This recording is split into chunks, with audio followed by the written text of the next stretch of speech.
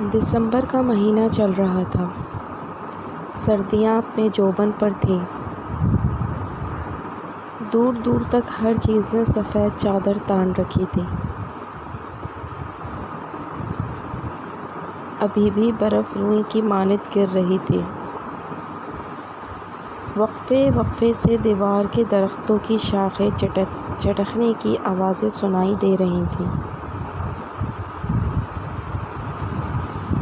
گہری خاموشی روح تک میں سنسنی پیدا کر رہی تھی۔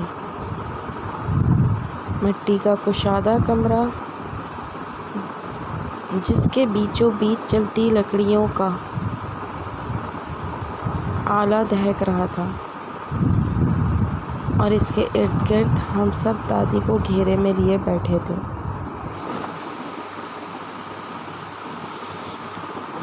دادی اماں نظریں دہکتی لکڑیوں پر جمائے ماضی کے صفحوں کی ورق گردانی کر رہی تھیں۔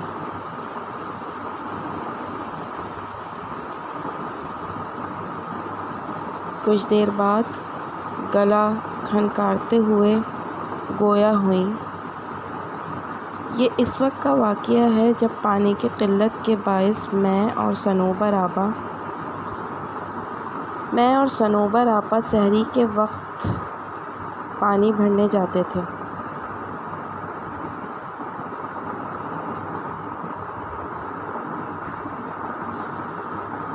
صنوبر آپا مجھ سے عمر میں کافی بڑی تھیں۔ صنوبر آپا کبھی اذان سے پہلے اور کبھی اذان کے فوراً بعد پانی بھرنے کے لیے برتن لے آتیں اور ہمارے گھر کی دیوار پر برتن سے ضربیں لگاتیں۔ چونکہ میرا بستر دیوار کے ساتھ ہوتا، اس لیے میں فوراً اٹھ جاتی، اپنے برتن اٹھاتی اور باہر آ جاتی۔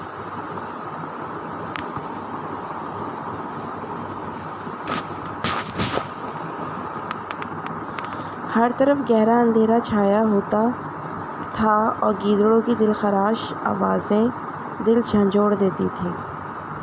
دل میں ڈھیروں خوف لیے ہم سہج سہج کر قدم بڑھاتے جاتے تھے۔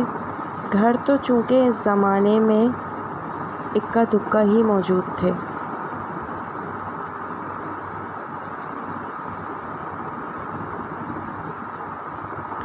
اور ہمیں پانی لانے کے لیے طویل مسافت طے کرنی پڑتی تھی۔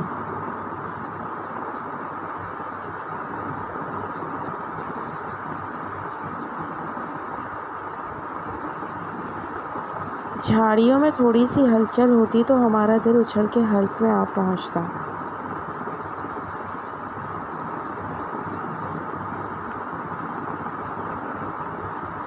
صنوبر آپا کافی مضبوط اعصاب کی مالک تھیں، جبکہ میں کافی ڈرپوک واقع ہوئی تھی۔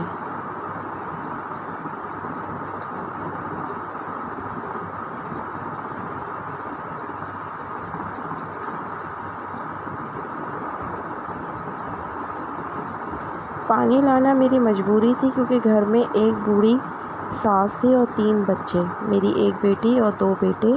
شوہر تو روزی روٹی کمانے کے سلسلے میں باہر نکلتے تو مہینوں بعد ہی واپس لوٹتے تھے۔ آگے آگے صنوبر آپا ہوتی تھی، جبکہ پیچھے میں ہوتی تھی، اور کبھی کبھار تو مجھے واضح محسوس ہوتا تھا کہ میرے پیچھے کوئی اور بھی چلتا آ رہا ہے۔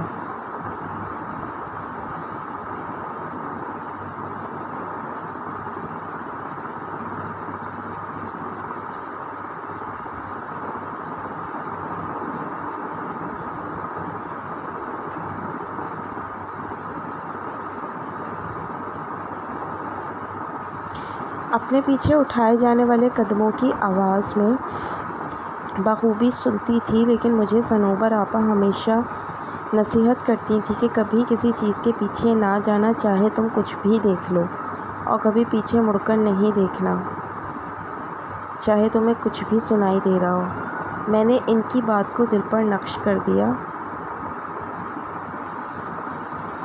اور اپنے پیچھے قدموں کی چاپ سن کر زور سے آنکھیں بند کر لیتی۔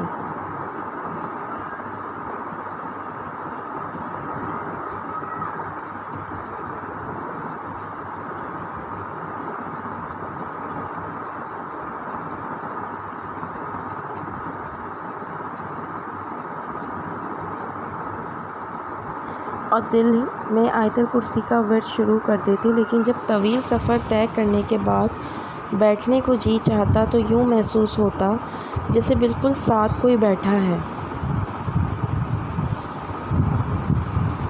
گردن گھما کر ادھر ادھر دیکھنے پر سوائے اندھیرے کے کچھ دکھائی نہ دیتا۔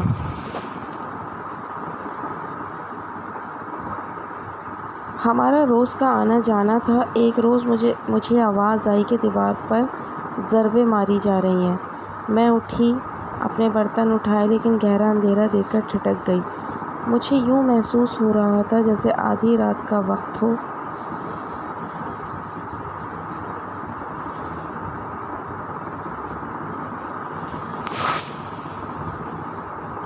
میں باہر گئی تو دیکھا صنوبر آپا کا دور دور تک کوئی نام و نشان نہیں تھا۔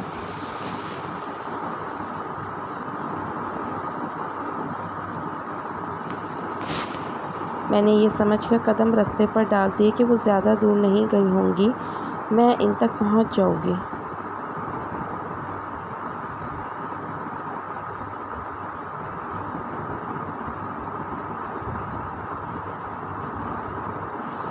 گیدڑوں کی آوازیں پل بھر کو میرے قدم ساکت کر دیتی تھیں۔ میں نے بھاگنا شروع کر دیا، لیکن میں ان تک نہیں پہنچ سکی۔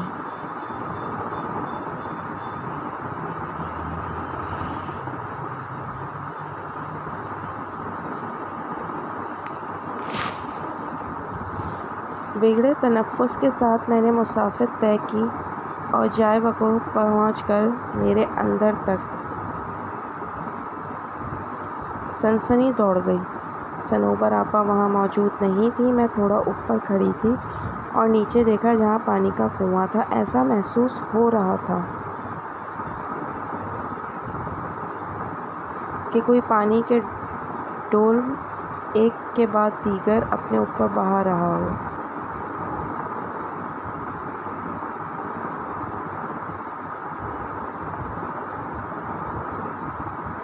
میں نے نیچے جانا ضروری نہ سمجھا اور پانی کا ڈول الٹا کر اس پر بیٹھ گئی، لیکن تھوڑی دیر بیٹھنے کے بعد بھی پانی کی آواز بدستور آ رہی تھی۔ مجھے عجیب و غریب خیالات آ رہے تھے اور پانی کی آواز سے عجیب سا خوف محسوس ہو رہا تھا۔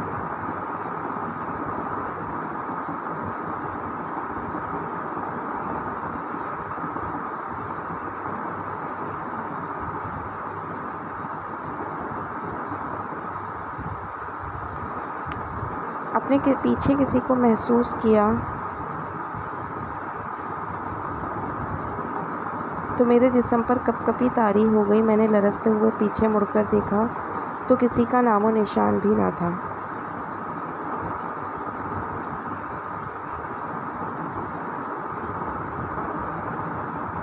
وہاں ایک دم سے سناٹا چھا گیا۔ میری حیرت کی انتہا نہ رہی۔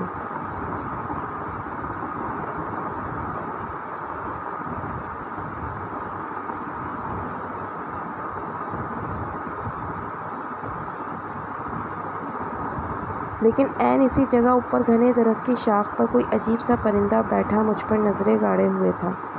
عجیب قسم کا پرندہ تھا، میں نے کبھی ایسا پرندہ نہیں دیکھا تھا۔ اس کا سارا بدن کالے بالوں سے بھرا ہوا تھا۔ اس کی سرخ آنکھیں دیکھ کر میں نے دہشت کے مارے بھاگنا شروع کر دیا۔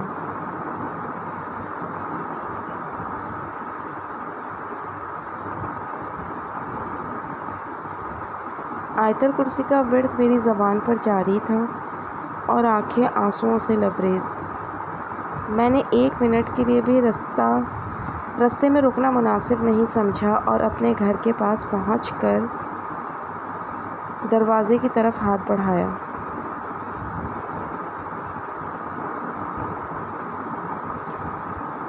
اسی وقت صنوبر آپا اپنے گھر کا دروازہ کھول کر باہر نکل آئیں۔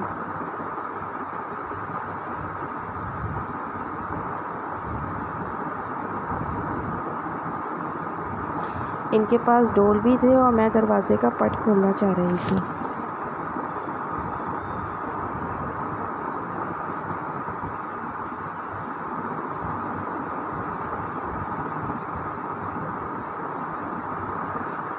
لیکن اپنا توازن برقرار نہ رکھ سکی اور بے ہوش ہو گئی۔ آنکھ کھلی تو دیکھا ارد گرد سب جمع تھے۔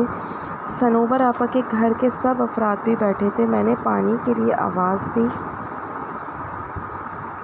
تو سب لپک آئے۔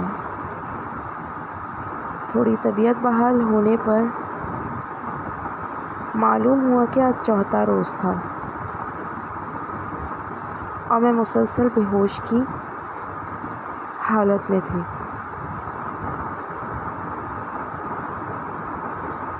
میں نے اس روز کا واقعہ سب کی گوش گزار کیا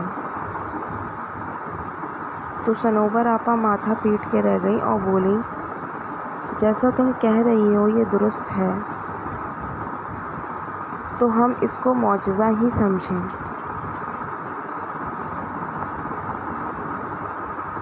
کہ تم زندہ سلامت لوٹ آئی ہو۔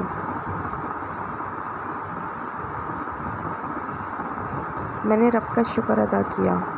اگر آپ کو ہماری کہانی پسند آئی ہے تو زیادہ سے زیادہ لائک کریں، شیئر کریں، کامنٹس کیجیے اور ہمارے چینل کو سبسکرائب کریں۔ انشاءاللہ اگلی سٹوری میں ملاقات ہوگی۔ جب تک کے لیے اللہ حافظ۔